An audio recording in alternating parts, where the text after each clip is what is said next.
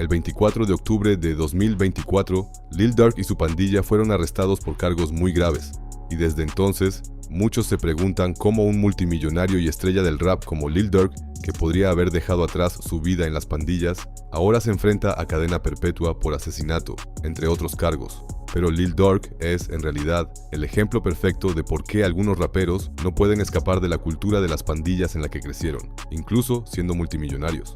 Por eso, hoy vamos a analizar más de cerca la historia de Lil Durk. No olvides darle a me gusta y dejar tus comentarios, y disfruta del vídeo.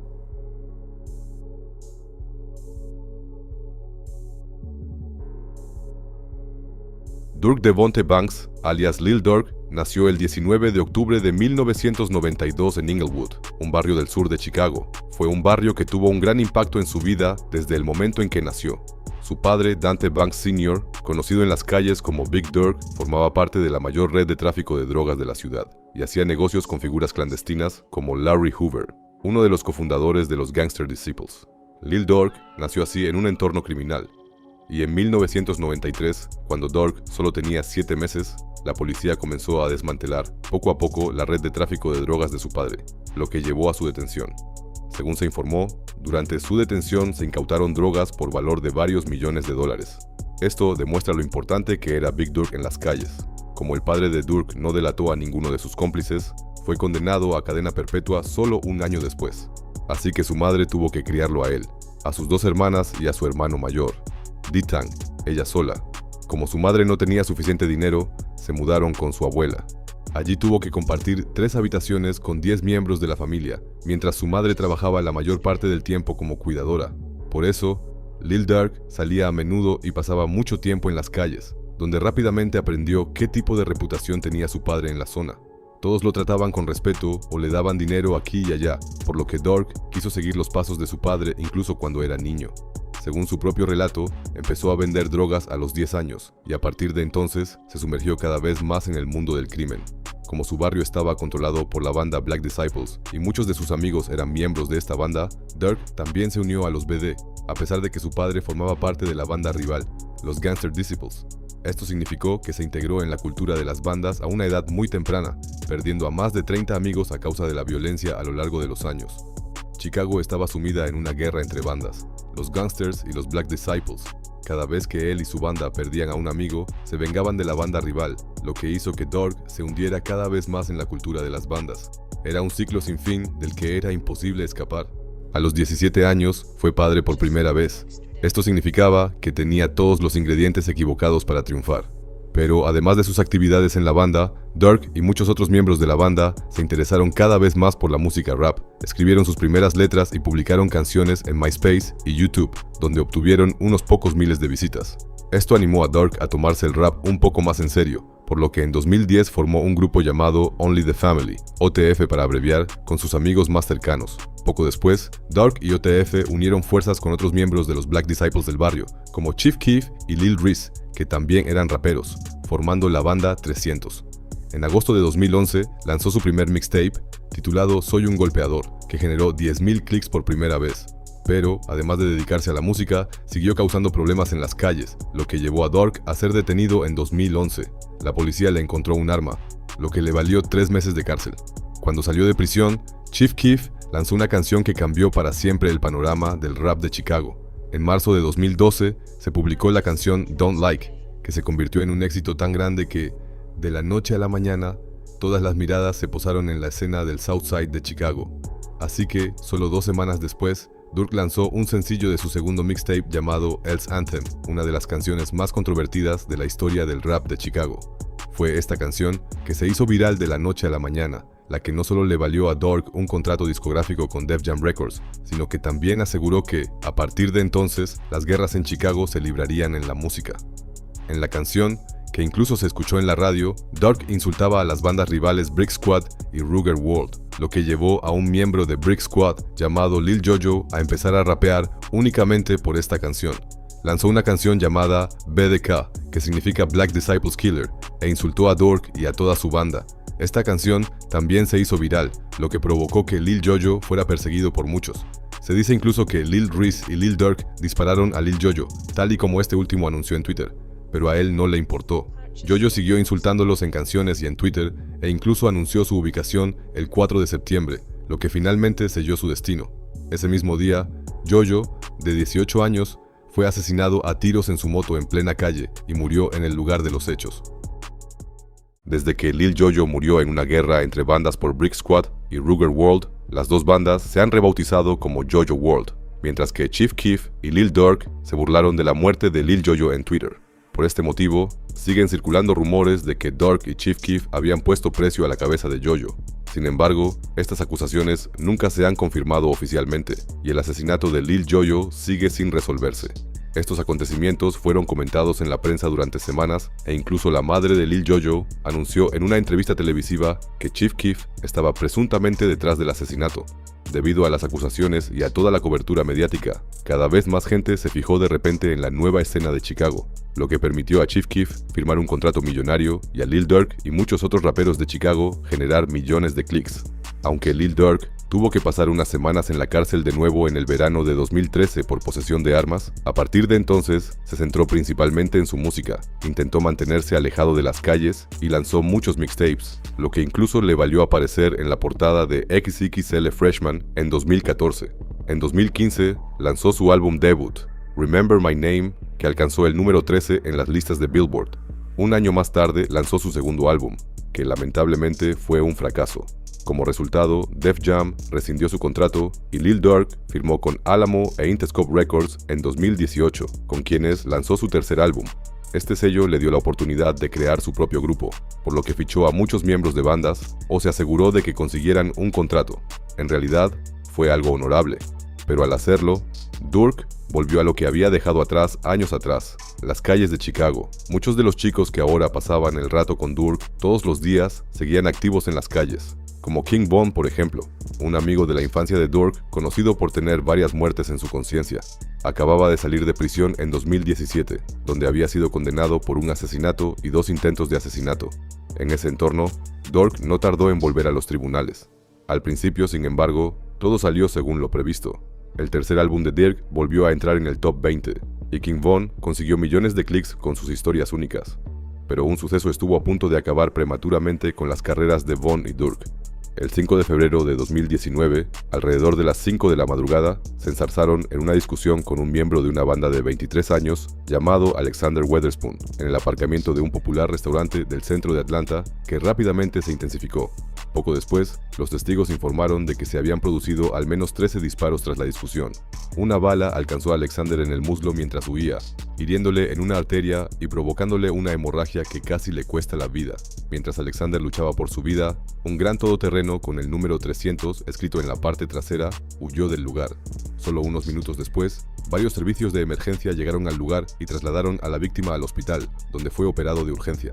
La policía encontró casquillos de pistola y rifle. El caso permaneció sin resolver durante unos 3 meses, hasta que King Von fue detenido el 4 de mayo de 2019. El 29 de mayo, la policía de Atlanta finalmente emitió una orden de arresto contra Lil Durk. Los cargos incluían intento de asesinato.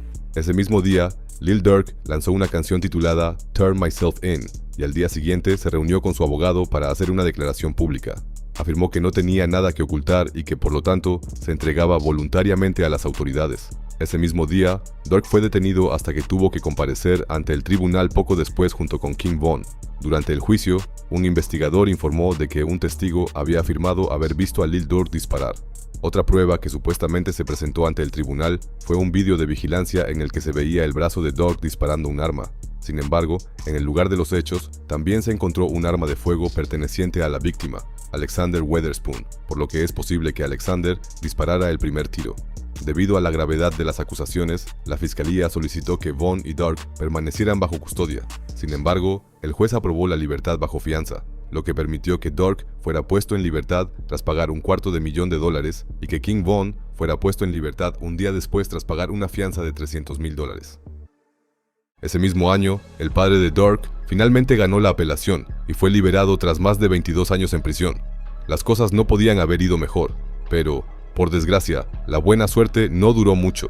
Mientras estaban en libertad bajo fianza, Lil Durk y King Von no podían tener ningún tipo de contacto entre ellos, por lo que Durk volvió a centrarse principalmente en su música. Lanzó su cuarto álbum ese mismo año y el quinto un año después. Y gracias a numerosas colaboraciones con grandes nombres de la escena hip hop, Durk finalmente logró su gran salto al mainstream. La carrera de King Von también despegó, pero siguió pasando mucho tiempo en las calles e incluso pagó por el tiroteo del rapero más famoso de una banda rival llamada FBG Duck.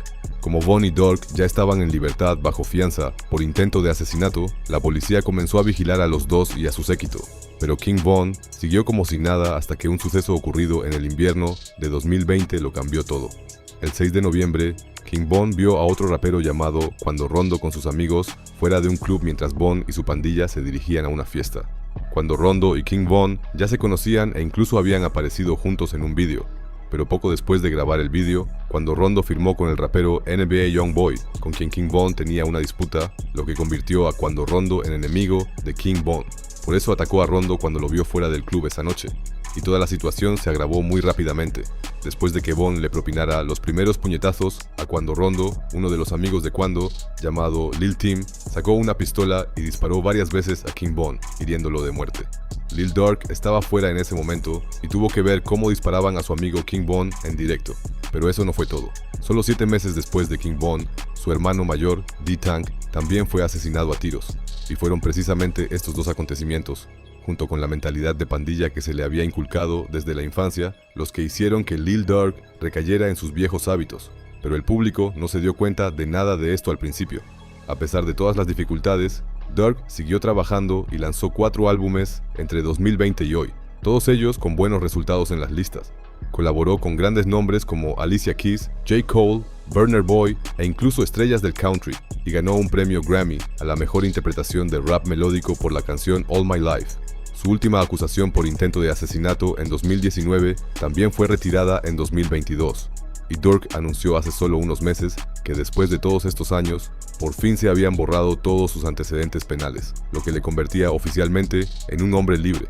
A principios de 2020 ingresó en una clínica de rehabilitación para combatir su adicción a las pastillas e incluso planeaba construir su propia clínica de rehabilitación para ayudar a los jóvenes de Chicago.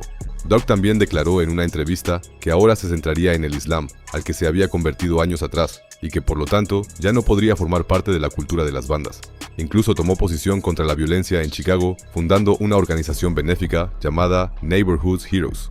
El dramático cambio de Durk también fue notado por la sociedad, por lo que se le concedieron las llaves de la ciudad de Chicago. Para el público, realmente parecía que había dejado atrás su vida en las bandas. Sin embargo, en el fondo, las cosas eran muy diferentes. Aunque Durk estaba en la cima de su carrera, aún quedaba una cosa por resolver, a saber, la muerte de King Von. Tras la muerte de King Von, su asesino, Lil Tim, fue absuelto de asesinato por legítima defensa y comenzó a insultar a Von en sus canciones junto con Cuando Rondo. Dado que Von era un muy buen amigo y miembro del grupo OTF de Durk, las voces en internet se hicieron cada vez más fuertes, exigiendo que Durk vengara a King Von. Así nació el eslogan Slide for Von, que los fans publicaban debajo de todos los vídeos de Durk, de modo que este se vio obligado a hacer algo para recuperar de alguna manera su respeto, y eso es exactamente lo que hizo. Según la policía, Lil Durk puso precio a la cabeza de Cuando Rondo y Lil Tim poco después y organizó que 5 miembros de su pandilla OTF volaran desde Chicago a Los Ángeles en agosto de 2022, donde se alojaba Cuando Rondo en ese momento. Buscaron a Cuando y lo encontraron poco después en una gasolinera. Entonces abrieron fuego contra su coche, pero en lugar de darle a él, las balas alcanzaron a su amigo Lil Pop, que murió en el acto. Tras este incidente, Durk comenzó a insultar a Cuando y a insinuar repetidamente que él podría ser el responsable de la muerte de su amigo, sin saber que la policía ya le seguía la pista. Esto se debía a que un miembro de la banda de Durk, que acababa de salir de prisión y al que Durk había dado $50,000, era supuestamente un informante secreto que colaboraba con la policía. Los federales observaron a Durk y a su pandilla OTF durante más de 2 años, hasta que tuvieron pruebas suficientes para actuar. El 24 de octubre de 2024, Durk y varios miembros de su pandilla OTF fueron arrestados por los federales. Ahora están acusados de ser una organización criminal responsable de actos de violencia y asesinato, entre otras cosas. Con estos cargos, comenzaron a extenderse lentamente los rumores de que Lil Durk no solo había pagado por el asesinato por venganza de King Von, sino también por el tiroteo del asesino de su hermano mayor, a D-Tang. Sin embargo, estos rumores no se han confirmado hasta la fecha. El hecho es, sin embargo, que Durk se enfrenta ahora a una cadena perpetua y las abrumadoras pruebas hablan claramente en su contra. Tengo curiosidad por ver cómo termina todo esto y por supuesto seguiré al tanto para vosotros. Pero al final, como siempre, me interesa vuestra opinión. ¿Creéis que Durk todavía tiene posibilidades de librarse de la soga? ¿O estáis de acuerdo conmigo en que Durk pasará ahora mucho tiempo entre rejas? No dudéis en hacérmelo saber en los comentarios. Cuídate y nos vemos en el próximo vídeo.